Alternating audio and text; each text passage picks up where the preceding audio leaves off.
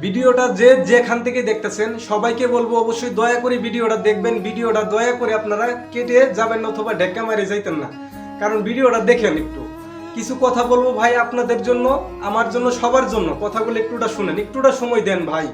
অনেক ভিডিওতে সময় দেন, তো আমার ভিডিওতে একটু সময় দেন ভাই। আমি সবার জন্য কথা বলি ভাই, নিজের লাভের অথবা নিজের স্বার্থে কোনো কথা আমি সহজে বলি না। সবার ভালো চাই আমি, আমি চাই সবাই ভালো থাকেন, সবাই ভালো থাকেন, সবাই সবাইকে ভালোবাসেন, মিলেমিশে থাকেন। আমি আর কাছে এইটাই আশা, আমি আর বেশি কিছু আশা করি না।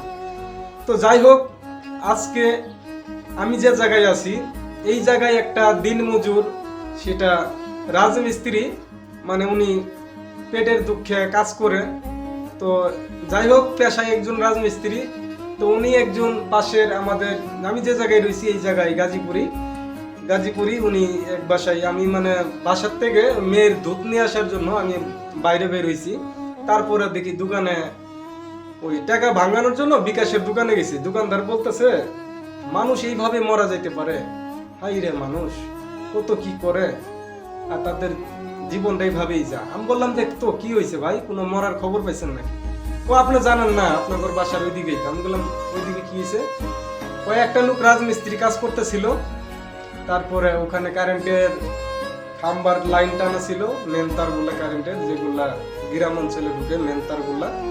তো ওই তারগুলো ছিল, উনি মূলত ওই ফ্ল্যাটের, নতুন ফ্ল্যাট সম্ভবত, হ্যাঁ নতুন ফ্ল্যাটই হইব, এই ফ্ল্যাটের সাইডে মানে 1-2 তলা হইতে পারে, এখানে আপনার ওই মাচা বেঁধে যে কোনো কাজ করতে ধরছিল। যেহেতু রাজমিস্ত্রি, রাজের কোনো কাজ করার জন্য আর কি মূলত উঠছে। তো ওখানে কারেন্টের মেন তার ছিল, তো উনি যদি দাঁড়া ওখানে উঠে মেন তারটা এই পর্যন্ত আসে। আমি যতটুকু ওখানে যা শুনলাম, ওনার সাথে আরো কয়েকজন মিস্ত্রি ছিল, ওনাদের জিগেলাম, পরে ওনারা বর্ণনা দিল যে তারটা যদি আপনি ওখানে দাঁড়ান আপনার এই জায়গায় আসে। তো ওনাকে না করা হয়েছে, উনি তারপরেও উঠছিল।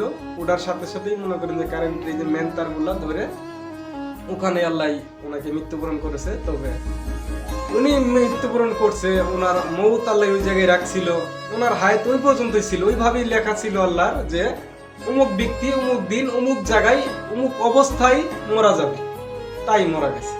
তো এটা বড় কথা না, বড় কথা হইল ভাই আপনাদের কাছে আমার অনুরোধ থাকবে, আপনারা কাজ কর্মচারী দিয়ে কাজ করান অথবা নিজেরা কাজ করেন। আমার মতো ওই ভাইয়ের মতো যারা দিনমজুর গরিব রয়েছেন, মানুষের কাজ করে আমাদের খাওয়া লাগে, তা আমাদের মতো যারা রয়েছি আমরা অবশ্যই কোনো কাজ করার আগে ভাই 10 বার ভাববো যে এই কাজটার আশেপাশে কোনো বিপদ সংকেত দেখা যায় কিনা, কোনো রকমের সমস্যা আছে কিনা সেটা খেয়াল রাখবো। সেখানে কাজ করার জন্য যথেষ্ট পরিমাণ প্রোডাকশন, আশেপাশে কোনো প্রবলেম আছে কিনা সবকিছু খেয়াল করে কাজ করব।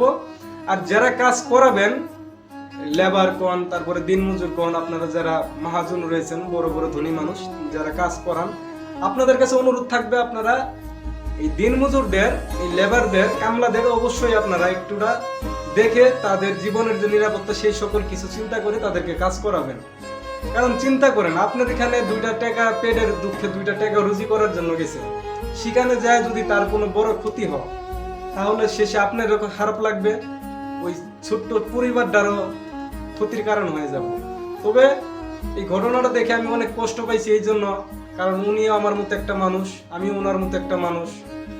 উনি যে ইলেকট্রিক তারের শর্টকে যাই হোক মৃত্যুবরণ করেছে, দেখলাম নিজের চোখে, দেখে অনেক কষ্ট লাগলো এই জন্যই।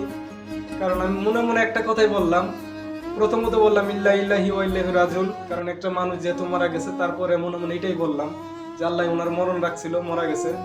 কিন্তু এই কথাটা বারবারই কইলাম, হাই রে গরিব মানুষ, 2টা টাকা রুজি করতে যায় শেষে কিনা প্রাণটাই দেওয়া লাগে।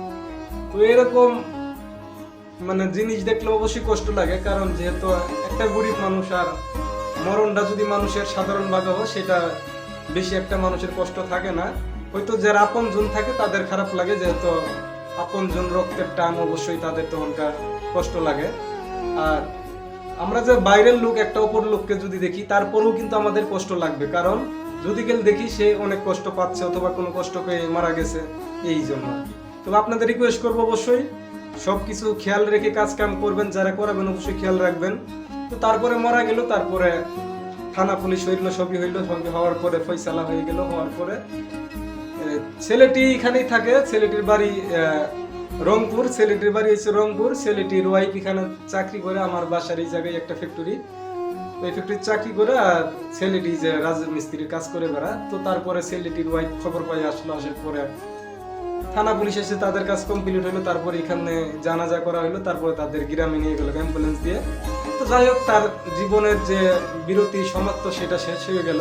তবে আপনাদের জীবনের প্রতি আপনারা খেয়াল রাখবেন, আপনাদের শরীরের প্রতি খেয়াল রাখবেন, সুস্থ থাকবেন, ভালো থাকবেন, নিজের প্রতি সবসময় খেয়াল রাখবেন, এমনকি আপন জনেদেরও খেয়াল রাখবেন। তবে একটা কথাই বলবো, এখন ভিডিওটা ভালো লাগলে লাইক করে দিবেন, আর ভিডিওটা সবাই যেন দেখতে পারে শেয়ার করে দিবেন। কারণ বোঝেনি তো, সবাই যদি দেখতে পারে, একটু হলেও সতর্ক যদি হয় আপনার জন্য, যাতে কারো ক্ষতি না হয়, তাহলে অবশ্যই উপকারী হইব। অবশ্যই শেয়ার করে দিবেন সবাইকে দেখার জন্য। আর আমাদের ভিডিও যদি ভালো লাগে অবশ্যই আইডি ফলো করে রাখবেন। প্রত্যেকটি মুহূর্তে ভালো ভালো ভিডিও আপনাদেরকে দেওয়ার চেষ্টা করব। ভালো থাকবেন, খোদা হাফেজ।